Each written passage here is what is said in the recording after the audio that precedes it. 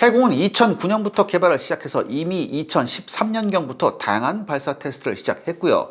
2015년 이전까지 모두 22회의 비행 및 요격 테스트를 성공적으로 실시한 바 있었습니다. 그래서 기술진들은 원래 예정된 2016년보다 빨리 개발을 완료하고 2017년부터 초도 양산이 가능할 것으로 판단했었죠. 국방과학연구소와 LIG 넥스원 기술진들은 다수의 자체 요격 테스트에 성공한 이후 2016년에 해군의 주도로 수행되는 작전 요구 확인 시험을 요청하게 됩니다. 그런데 여기서 이상한 일이 발생합니다.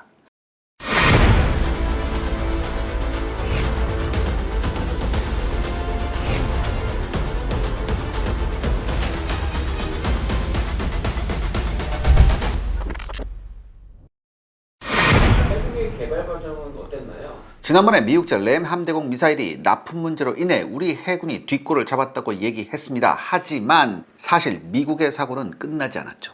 이번엔 SM-2 함대공 미사일이 문제를 일으켰습니다. 국회 보고 자료에 따르면 우리 해군은 SM-2 함대공 미사일을 2004년부터 2022년까지 19년 동안 총 36발을 발사했지만 이 중에 무려 11발이 명중하지 못했습니다. 불발된 11발 중에 6발은 SM-2 미사일의 결함 문제였기 때문에 우리 정부는 미국의 관련 보상 등 후속 조치를 요청한 바 있었지만 미 정부가 보증하는 FMS 제도를 도입했기 때문에 업체를 통한 보상을 거의 받지 못했습니다. 여러분들도 잘 아시다시피 우리나라 사람들은 더럽고 안고 온 일을 참지 않습니다. 때마침 국방과학연구소와 국내 방위사업체가 한국형 함대공 미사일 개발이 가능하다고 주장함에 따라 향후 해공이 될 KSAAM, 이게 한국형 함대공 미사일이에요. 이 KSAAM 개발 사업이 결정됩니다. 해공 개발에 대한 방위사업청의 발표문을 보면요, 해외 도입 유도탄보다 우수한 성능 및 안정적인 획득과 비용 절감을 위해서 국내 개발이 결정되었다고 써 있습니다. 즉, 미국제 함대공 미사일 체계의 문제점으로 인해 해공의 개발이 결정되었음을 직간접적으로 인정한 거죠. 방위사업청과 국방과학연구소는요, 2010년 5월 해공 개발에 대한 기본 계획을 확정한 이후 2011년부터 2015년까지 1617억 원의 개발비를 투입해서 해공 미사일을 개발한다는 사업안을 발표합니다. 개발이 논의되던 2009년 당시 우리 해군은 국방과학연구소와 LIG 넥스원에게 당시 우리 해군이 운용 중이던 램 블록 제로 수준의 저렴한 함대공 미사일 개발을 요청했었습니다. 그러면서 2016년으로 예정되어 있던 울산 I 배치 2 건조 완료 시기에 발맞춰서 신속히 해공을 완성해 줄 것을 요구했었죠. 하지만 국방과학연구소와 LIG 넥스원은 램 정도의 성능으로는 부족하다고 느꼈고, 당시 기준으로 가장 우수한 단거리 함대공 미사일인 프랑스의 VL 미카와 영국의 캠과 경쟁할 수 있는 성능을 목표로 개발을 시작합니다. 그 결과 해공은 KU 밴드 레이더 탐색기와 비냉각 적외선 탐색기를 갖춘 세계 최초의 함대공 미사일로 탄생합니다. 해공에 탑재된 KU 밴드 레이더 탐색기는요, 천공 개발 과정에서 확보된 기술을 그대로 가져와서 하드웨어 자체는 쉽사리 개발할 수 있었습니다. 그리고 새롭게 추가된 비냉각형 적외선 탐색기는 저렴하고 간단함에도 함대공 미사일의 최대 방해물인 적의 체포와 전자전에 대응할 수 있게 해줬죠. 비냉각 연령상 장비는 무엇인가요? 해군의 적외선 시커 장착 아이디어를 제공한 것은 KD-3 세종대왕급에서 운용 중이던 SM-2 블록 3B 함대공 미사일이었습니다. 미 해군은 SM-2 블록 3B부터 3에서 5 마이크로미터 대역을 탐지하는 적외선 시커를 추가했고요. 우수한 성능으로 인해 한때는 해외 판매가 불허되기도 했었습니다. SM-2 블록 3B에 적외선 탐색기가 추가된 이유는 1990년대 후반에 NSM과 같은 스텔스화된 최신 대함 미사일이 등장했기 때문이죠. 적외선 센서는 램, 여기서 이 램은 이제 레이더 흡수 소재예요. 이 램이나 전자전 및 체포의 영향을 받지 않는 데다가 레이더와 비교해 표적의 각도 추적 능력이 훨씬 우수합니다. 실제 미 해군은 전자전과 체포가 난무하는 전장 상황이라면 블록 3A보다 블록 3B 쪽의 명중률이 최대 10%까지 향상된다고 발표하기도 했었습니다. 다만 SM-2 블록 3B에 탑재된 냉각형 적외선 탐색기는요, 탐지거리가 우수하지만 구조가 복잡해서 가격이 비쌉니다. 그래서 양산 가격을 상승시키는 요인이 됐죠.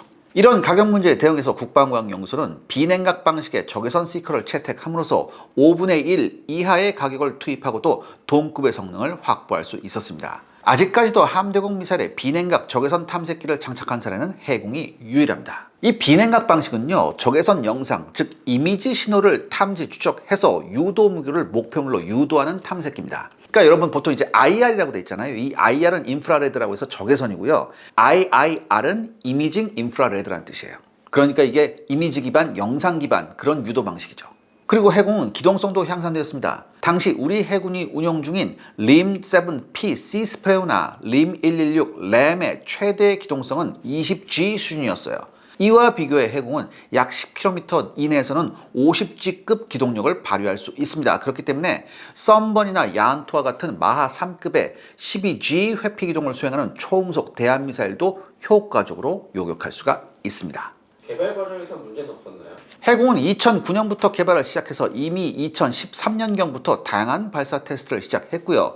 2015년 이전까지 모두 22회의 비행 및 요격 테스트를 성공적으로 실시한 바 있었습니다. 그래서 기술진들은 원래 예정된 2016년보다 빨리 개발을 완료하고 2017년부터 초도 양산이 가능할 것으로 판단했었죠. 국방과학연구소와 LIG 넥스원 기술진들은 다수의 자체 요격 테스트에 성공한 이후 2016년에 해군의 주도로 수행되는 작전 요구 확인 시험을 요청하게 됩니다. 그런데 여기서 이상한 일이 발생합니다.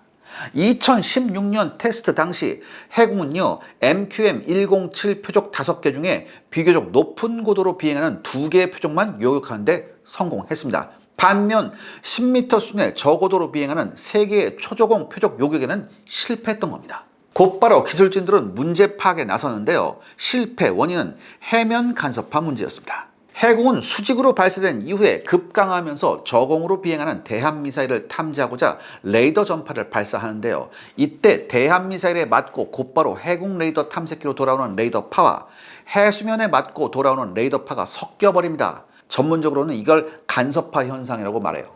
물론 국가연도 해면 간섭파 현상을 알고 있었기에 해면 반사파 현상에 대응한 다양한 신호 처리 알고리즘을 개발했고요. 실제 국가연이 자체적으로 수행한 테스트 중에는 큰 문제 없이 표적기를 요격할 수 있었습니다. 하지만 군의 요격 테스트가 수행된 해상은 국방과학연구소가 테스트를 수행하던 해역과 비교해 파도가 매우 거칠고 복잡한 기상 현상이 발생하고 있었습니다.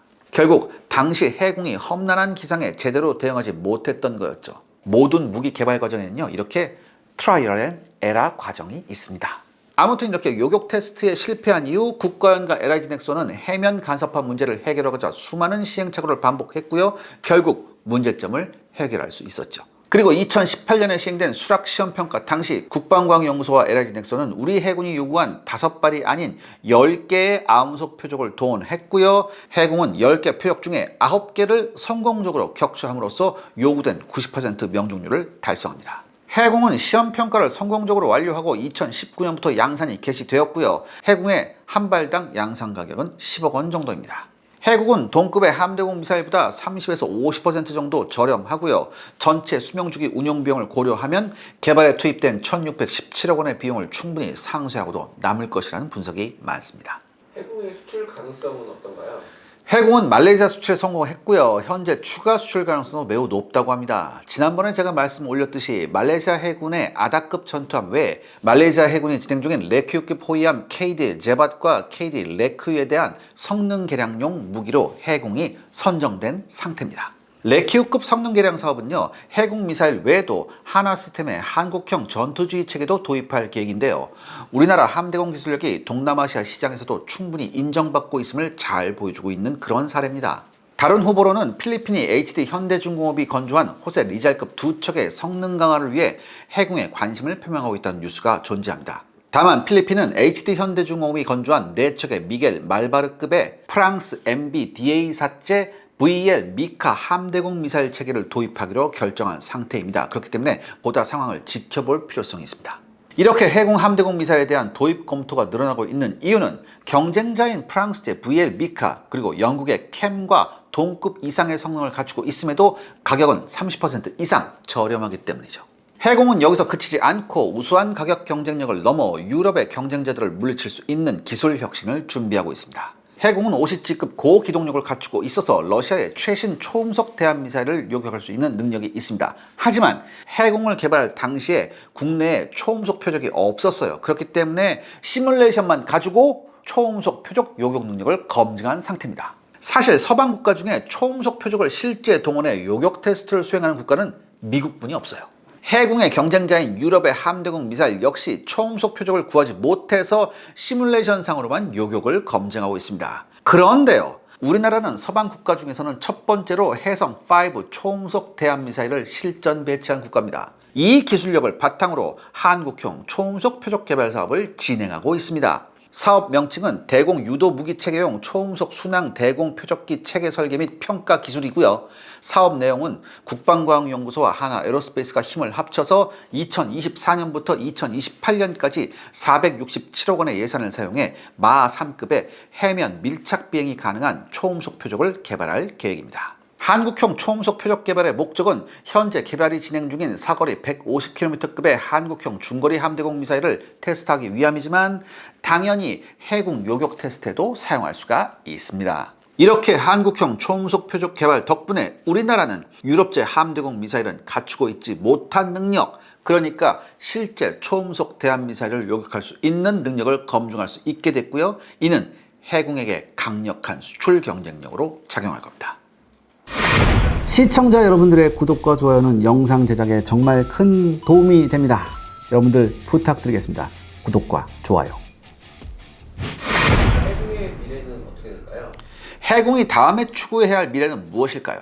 전문가들은 해공이 한국형 중거리 공대공 미사일로 변신해야 한다고 말하고 있습니다. 널리 알려졌듯 미국이 KF-21 보라매에 대한 미국제 공대공 미사일 통합을 거부함에 따라 국내에서 한국형 단거리, 중장거리 공대공 미사일 개발 사업이 진행되고 있습니다. 이 중에 단거리 공대공 미사일은 기술적 리스크가 상대적으로 낮아서 2033년 이후에 양산이 가능할 것이라는 분석이 많습니다. 하지만 중장거리 공대공 미사일은 세계 최강의 성능을 추구하고 있어서 예정된 2036년까지 개발 완료가 어려울 것이라는 냉정한 분석도 있습니다. 더욱이 복잡한 덕티드 램제트 기술을 사용하기 때문에 양산 가격 역시 비쌀 수밖에 없죠.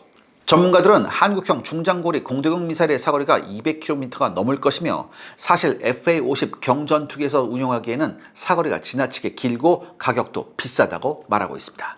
KF-21 보라매와 경쟁하고 있는 프랑스의 라팔은요, 사거리 200km급의 미티어 공대공 미사일 외에 사거리 100km급의 미카 NG 공대공 미사일을 이중으로 운용하고 있습니다. 그 이유는 미티어는 유럽이 공동으로 개발한 모델이기 때문에 참가국 중에 하나만 반대해도 해외 수출이 불가능하기 때문이죠. 그리고 미티어는 복잡한 구조로 인해 통상적인 중거리 공대공 미사일보다 가격이 2배 정도 비쌉니다. 프랑스 공군은 물론 라팔 도입을 원하는 해외 국가에게도 상당한 부담이 되고 있죠. 그래서 프랑스의 해법은 미카 NG를 개발해서 프랑스 공군과 수출국의 저가 수요를 만족시키면서 미카 NG를 함대공 버전으로 개조해서 해군의 수요도 함께 만족시킨다는 것이었습니다. 해공 함대공 미사일의 경쟁자인 VL 미카가 바로 미카 공대공 미사일을 함대공 미사일로 변형시킨 모델이에요. 이는 다른 의미로 VL 미카와 크기 면에서 큰 차이가 없는 해공이 미카와 동급의 공대공 미사일로 변형될 수 있음을 뜻하기도 합니다. 해공을 개발한 LIG DNA는요, 2020년대 초반부터 해공을 공대공 버전으로 개량해서 KF-21 보라매나 FA-50용 무장으로 활용하는 방안을 조심스럽게 제안하고 있습니다. 하지만 당시 국방과학연구소가 야심찬 덕티드 램제트 방식 공대공 미사일 사업을 강력히 밀어붙이고 있었으므로 공동개발자에 해당하는 LIG DNA가 해공 공대공 개조 방안을 강력히 제안하거나 홍보할 수는 없었죠. 현재는 한국형 중장거리 공대공 미사일 개발 사업이 확정되었기 때문에 LIG DNA가 해공을 공대공 미사일로 변형시키는 사업을 제안해도 큰 문제가 없게 됐습니다. LIG DNA 관계자는요, 해공 함대공 미사일을 기반으로 미국제 AIM-120C7 암람 수준, 그러니까 적어도 순항 미사일을 격추할 수 있는 최신형 공대공 미사일로 쉽사리 개발할 수 있다고 설명해 줬습니다. 오늘의 결론은요? KF-21 보라매는 성공적으로 개발을 완료했지만 공대공 미사일을 해외 도입에 의존하고 있어서 수출 경쟁력 면에서 문제가 많은 상태입니다. 우리나라가 중동 지역에 KF-21 보라매를 수출한다고 해도 미티어 개발에 참가한 영국, 프랑스, 독일, 이탈리아, 스웨덴, 스페인 중에 하나만 반대하면 미티어 공대공 미사일의 중동 수출이 차단될 수 있습니다. 국내에서도 이 문제점에 대응해서 국산형을 개발하고 있습니다. 하지만 한국형 중장거리 공대공 미사일은 성공적으로 개발이 진행되어도 2036년 이후에나 양산이 가능하고요.